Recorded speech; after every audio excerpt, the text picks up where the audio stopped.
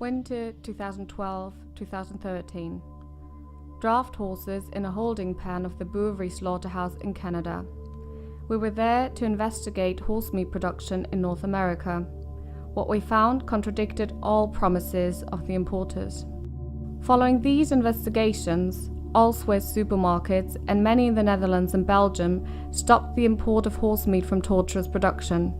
For the Belgian Meat Federation, FEBIF, and other European horsemeat importers, the images of tortured horses were immaterial. With the advertising platform Respectful Life, they are even trying to further increase the imports of cruel meat from overseas. What this means for the horses is shown by our investigation from winter 2019.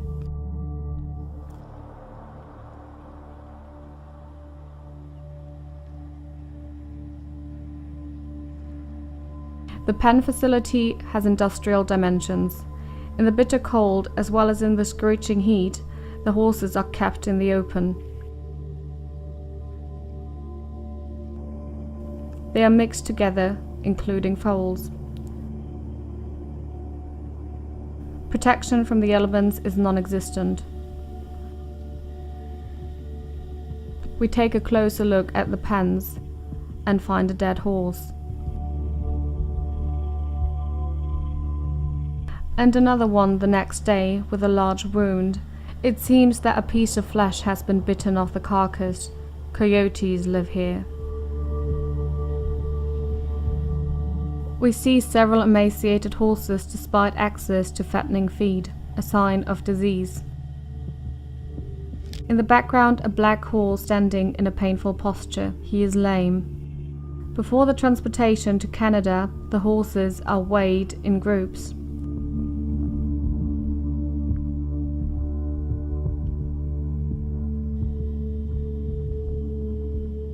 A group of about 30 horses is moved to the loading ramp.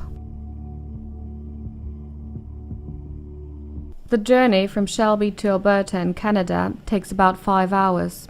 The temperatures are between -10 and -20 degrees Celsius. In the EU, animals must not be transported in these temperatures. What do FEBIF, the Swiss Import Association VPI, and the other importers say about that?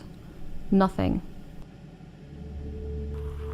In the biting cold, the transporter arrives at the Brewery slaughterhouse, -22 degrees. Without special clothing, we cannot get out of the car.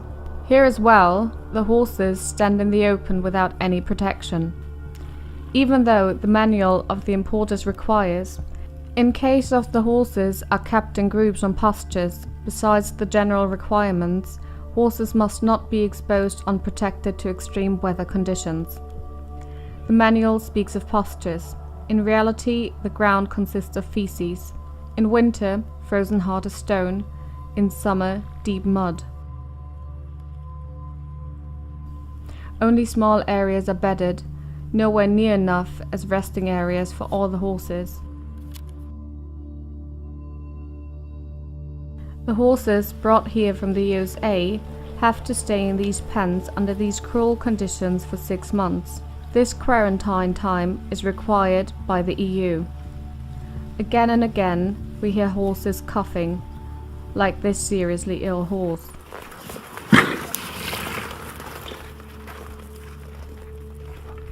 Ill, injured, and weak horses shall be isolated from other animals and must be slaughtered or killed as soon as possible after arrival at the slaughterhouse. Horses with pre-acute or severely painful injuries are to be stunned and killed immediately. Veterinary care is not mentioned anywhere in FEBIF's manual. Instead of medical treatment, a slaughter number has been branded into the skin of this seriously ill horse. Emergency killing is not performed either. Horse steaks are more profitable for Brewery, FEBIF, and the supporting companies of Respectful Life. For this seriously sick horse, which has severe diarrhea, no money is spent for assistance or emergency killing. He is abandoned. We can only film undercover and without attracting attention. Therefore, we cannot film all the sick and injured horses. We only see a part of the endless horse suffering in these pens. but what we see is no different from 2013. In an industrial feedlot, the individual animal doesn't count. With thousands of horses, these are collateral damage. The importers know this, at the least since the supermarkets terminated their supply contracts. In the past, pregnant mares and those with foals were kept separately. This is not the case today. The mares are mixed together with all the other horses without any supervision. This has fatal consequences. They have their foals unnoticed, which then freeze to death at birth. Huge painful brand marks on very young animals. They show that they are also destined to become horse steaks.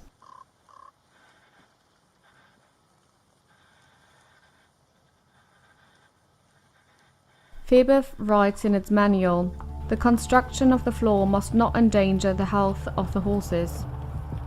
Fact is, a lot of horses walk very sensitively on the uneven floor, which consists of frozen excrement and rocks. Next day of our inspection, -33 degrees Celsius. We can only leave our wind-protected hiding place for a few minutes at the time and film. Again, we detect a lot of emergencies. A group of young horses. Some are already sick from fattening. They need roughage but only get concentrated feed. In their despair, they eat dirty, frozen bedding. Some show a clear pain posture. Scenes like in 2012 and 2013.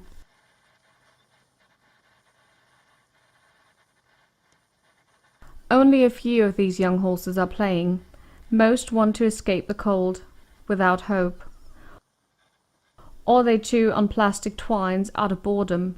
If the horse swallows the twine, he would need emergency surgery.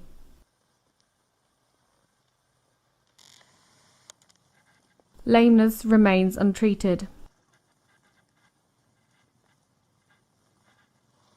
The resting area must be supplied with sufficient clean and dry litter, states Febeth in its manual.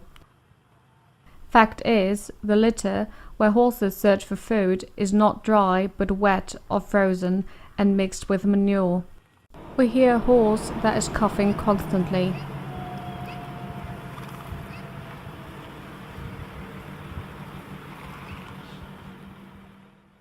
He lies next to a horse who presumably suffers from colic. Both need help.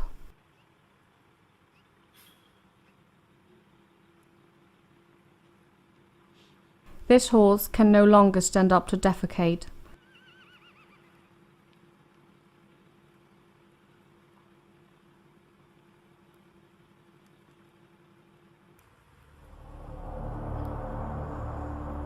The horses are fattened until they get sick.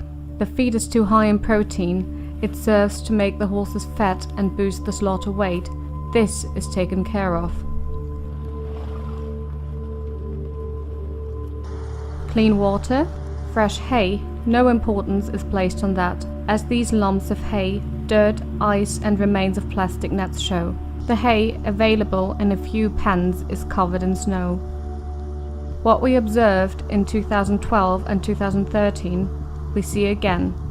Typical head and leg injuries, which occur during loading and transport of horses in groups.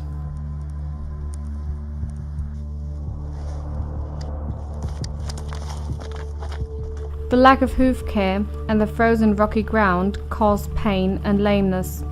For severely lame horses, this means additional suffering. In 2014, Bouvry promised to trim the hoofs of the horses. 2019, hardly a horse with healthy hoofs.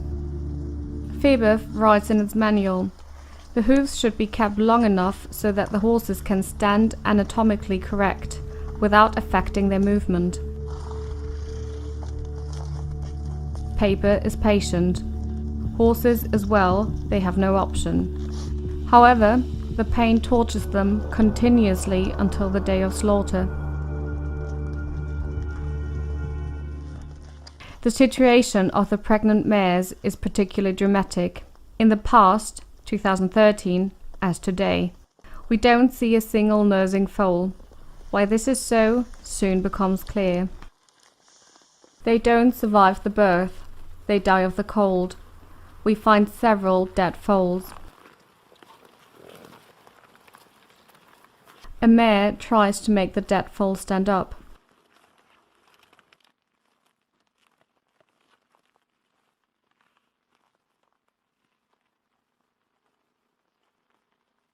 Other horses arrive on the scene. Do they want to bid farewell or also want to make the foal get up?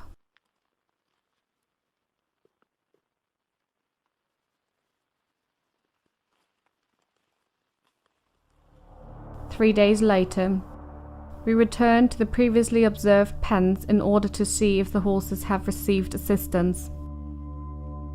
The hay bales are still frozen, the horses have no dry roughage available, and the wound of the injured pinto is left untreated. It has continued to snow.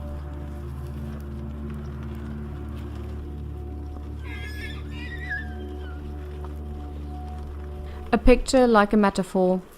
A dead foal and the suffering of the horses disappears under a covering of snow. With the website Respect for Life, FEBEF, VPI, importers and producers have created a smokescreen to disguise the misery of tens of thousands of animals and to be able to expand the business of cruelly produced meat.